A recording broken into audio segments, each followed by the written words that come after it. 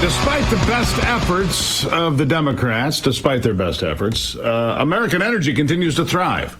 I mean, they've attacked the American energy sector from the time that Joe Biden first fell asleep and filled his diaper in the White House. So that's important to keep in mind. While Joe is sleeping, which is a lot, American energy continues to set records. In fact, 13.5 million barrels a day of oil being produced, more than any other nation on earth right now. Remarkable, right? Larry Behrens is the communications director at Power of the Future, a national nonprofit organization that advocates for American energy and American energy jobs. And he says 2023 is the year that the green bubble burst. I don't know if that's exactly true, Larry, but good to have you here. Yeah, thanks so much for having me, Steve. I appreciate it. Well, look, people are rejecting the problem with green energy and the failures in the EV. Look, Ford's cutting it. General Motors is cutting it.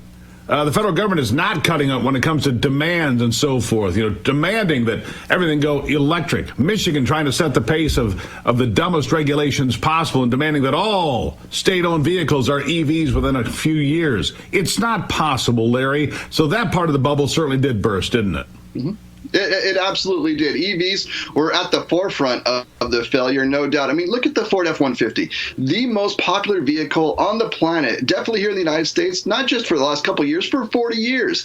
They electrify it, no one will buy it. They had to cut production by half because they're using, the nice speak that they use in the green movement. It's not meeting expectations. But we all know what's happening. It is a huge boondoggle because as taxpayers, we have funded the manufacture of these EVs to the tune of nearly double what the price cost. If you see an EV on the lot for $80,000, that probably cost $160,000 to build. Taxpayers are already on the hook for the first $80,000, so it probably means we all already own EVs, and that's before we even get to the failures of offshore wind. And so, absolutely, they found out they couldn't make fiscal sense in 2023. That's why 2024 will probably be the year of the green bailout.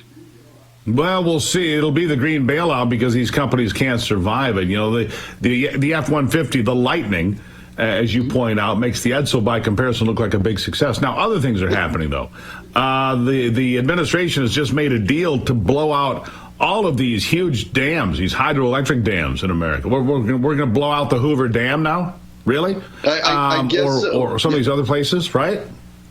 Absolutely. It's mind-boggling, and it gives you even more insight into the twisted mind of the green movement, right? They tell you that these things like emissions and environment, it's all important, but yet when you bring to them solutions that have zero emissions like hydroelectricity, they can't stand it. And so what we really know now is this is all about Joe Biden's family and friends getting rich. It's a complete green grift. We have a political operative in the White House in charge of the largest green slush fund in American history. It's the Inflation Reduction Act, and John Podesta is in charge. If Joe Biden is serious about the environment, why didn't he put a climate scientist in charge of it? No, he's going to put a political friend in charge of it because it's all political money. And it's going to be flowing out so fast to Joe Biden and his friends. Congress and anybody else really won't be able to keep track of it. But lo and behold, taxpayers will be still stuck with the bill. Of course we will. That's part of the magic of it all. Meanwhile, you've got these other things, these little computer modules they want to put in all the electric cars because they want to make sure that they're paying their fair share in taxes. No, they want to control people and make sure they can shut down your car. I saw this meme or picture on the internet yesterday, Larry, where it showed the big full-size screen inside. It was a Ford electric vehicle, I don't know which one, saying your computer update was unsuccessful, whatever. Please call your dealership. The vehicle will not function until you. And here's your instructions to get the tow truck. If your module doesn't update properly, the vehicle doesn't move.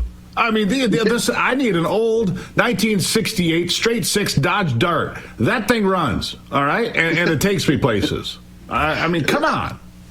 Absolutely right. I mean, imagine the blue screen of death, except it's in your car. You can't go to work. That's exactly what it is. I mean, we joke now when we're on our computers, oh, what happened? Your computer's not working yet, it crashed. Well, that can now mean a literal crash, can it not, if the software is not working on your car? And before we even get into the strange places of maybe your ESG score isn't high enough, maybe you said not the right things on Twitter, maybe you've done things that upset the current administration. If they have remote control of your car, they could remotely keep you at home. Yeah, they can, and that's the point. So you got this kill switch coming up in 26, where if mom's driving the kids to school and she swerves to miss a squirrel and then hits a pothole and then a deer steps on her, so she's had like 3 incidents in a couple of miles. Well, you're not in charge of your vehicle. It'll turn your vehicle off and pull it to the side of the road automatically from a satellite. I mean, you've got this is all about control. That's the whole EV thing's about control. The Green New Deal scam is about destroy farms to protect the food supply. I'm sorry, this stuff. Who makes up this stuff? Nobody is this stupid. Destroy farms so we can protect the future. I mean, give me a break.